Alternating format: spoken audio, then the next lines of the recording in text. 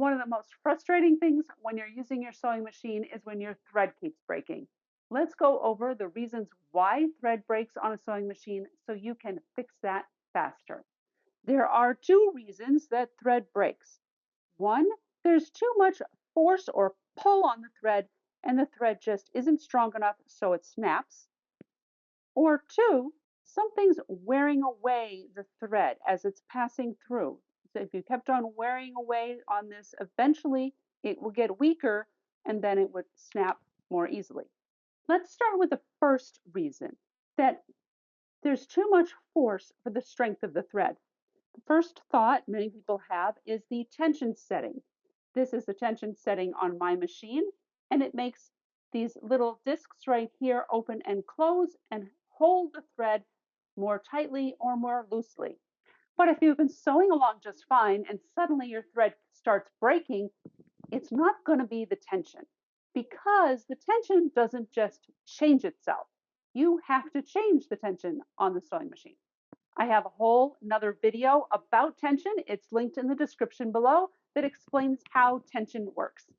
Also, if you are using plain old regular sewing thread, even the highest tensions on the machine are unlikely to make the thread break. If you're using a specialty thread like metallics or rayon embroidery threads or very, very fine threads, then you might need to adjust your tension. But these threads are also very susceptible to being worn down by rough surfaces, which I'm going to talk about later in the video. But if thread can break from being pulled too hard, and the tension setting is unlikely to be the thing that's pulling it too hard to make it break, then where is this pull coming from? The first step is to check your threading. And I'm sure you've heard of this before, but it really is important. All these things are threaded correctly because there's a lot going on with this take-up lever going up and down. You can see this lever goes up and down, allows extra thread, and then pulls it back. All these things have to be threaded right for the machine to work correctly. If it isn't threaded right, then sometimes there might not be enough thread for when this comes back up at the end of the stitch, or there might not be enough thread to go around the bobbin to make the stitch, and then the thread will pull too hard and break. You should also be aware that sometimes thread pops out of guides, especially if your thread has just been breaking. You really need to go check and make sure that everything is still threaded the way it's supposed to be. After you've checked them to make sure it's threaded correctly, then check to make sure the thread isn't getting caught up anywhere. Sometimes people have scissors on their machine, like with a little magnet or something, and the thread can get caught up on those, or even a loose sticker or something. The thread can, as it's flying around, can sometimes get stuck and get pulled by those. The next step is to make sure that the thread is coming easily off the spool, just like this. There are actually two different kinds of threadings of spools. There are straight wound spools like this. See, it's completely horizontal, straight across. And there are also cross wound spools that look like this. See, they have little crosses on here. And these are wound the same way that cones of thread are wound. You can see the little crosses there as well. And these two spools are designed to have the thread come off the spool differently. The straight wound spool is designed so the thread comes off the side like this. It just unrolls nicely like this. This is the older, more traditional kind of spool of thread, and it goes on the older, more traditional kind of spool holder, the vertical spool holder. And then as it comes off, it winds really nicely off like that. A cross wound spool is designed for the thread to come off at the end like this. Just like if you had a cone, cones, you might be aware, are designed to have the thread come up off the top. This is basically the same thing. So if the thread is going to come off the end like this neatly, the best practice would be to put it on the horizontal spool holder just like this, and then it can come off the end. And notice it doesn't even spin, it just stays there and comes off the end. It is possible to put a cross wound spool on a vertical spool pin. I do it all the time, but sometimes it bounces around a little bit and sometimes the thread falls down and gets wrapped around the spool pin. This is a pretty picky difference. I use these cross-wound spools on my other machine that only has a vertical spool holder all the time. They do rattle around a little bit more. Sometimes they get caught up, but most of the time they work just fine. But if you're having continued problems with your thread breaking and you do have a cross-wound spool like this on a vertical spool pin, you might want to try to put it where it's supposed to be going on the horizontal spool pin, and they do make things that fit on vertical spool pins to hold these this way. I will link down below to some of the products I've seen. One last thing about this horizontal spool holder is you should read your manual and see what they say about using these things on the end to help keep them in place. That just adds a little bit of an extra guide on there to make it easier for this thread to go over there to that first thread guide. I tend to see more problems actually with using straight wound spools in these horizontal spool holders. That's because they're kind of designed to spin around, so you're getting things to spin around, and as you can see, it just wanted to pull up off here. And then sometimes there are little catchy things on here that will catch the thread. But as you can see here, when you're pulling it off, it does want to pull forward, and you definitely want to read your manual about putting one of these spool caps on to make it flow more smoothly. Now, is this the kind of thing that something can pull on the thread hard enough to make it break?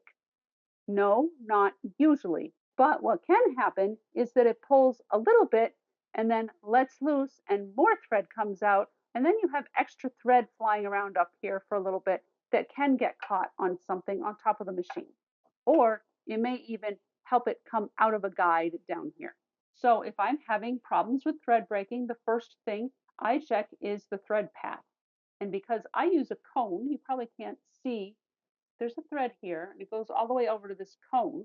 Often what's happening is this long length here is getting caught on something. Sometimes it's getting caught on one of these spool pins. Sometimes it's getting caught on just something I've put behind my machine. If you've checked here and you've rethreaded and everything looks good, but it still seems like maybe it's pulling every once in a while, a thing I will do is get a piece of scrap fabric, put it in my machine and just run my machine and just watch. You can just watch as the thread goes through to see where it might be getting hung up.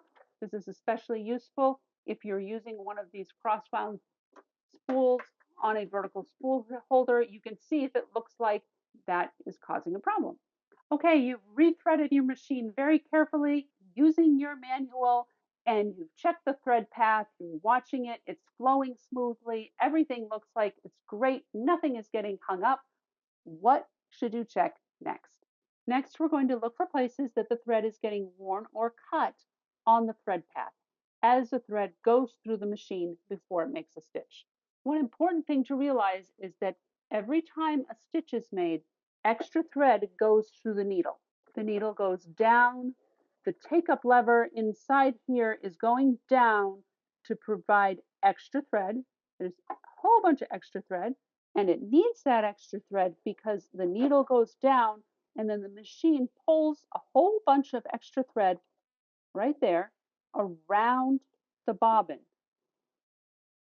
And then as the stitch is made, this take-up lever goes back up again, and you probably won't be able to see it on your machine, but it's moving up and down, and it pulls the thread back up again. You can see this take-up lever going up and down a little bit more easily on this machine. What's important to realize about this process is there's a whole bunch of thread, and it gets pulled this way, and then it gets pulled this way, and then it gets pulled this way, and back and forth, and back and forth every stitch. So by the time the thread is actually made into a stitch on your fabric, it has already been pulled back and forth a whole bunch of times. So if there's anything down here in the needle, on all these places here, after the take-up lever that is rough, it's getting pulled against them over and over again. and it's going to break. If you're using specialty thread that's not quite as strong or is easily worn, you need to make sure that you're using a needle that's designed for the type of thread you're using. These usually have a bigger eye on them so that they're not so stressful for the thread to go back and forth a whole bunch of times before they're made into a stitch.